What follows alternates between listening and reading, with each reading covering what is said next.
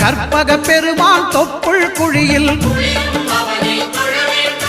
திங்கள் பகவான் திருமுகம் காண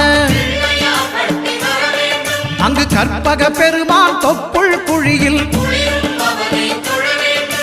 பார்க்கடல் பிறந்த சந்திர பகவான் கணபதி வயிற்றில் நிறைந்திருப்பான் எங்கள் கற்பகத்தானை கண்டவர் தமக்கு தீரா பிணிகளை தீர்த்து வைப்பான்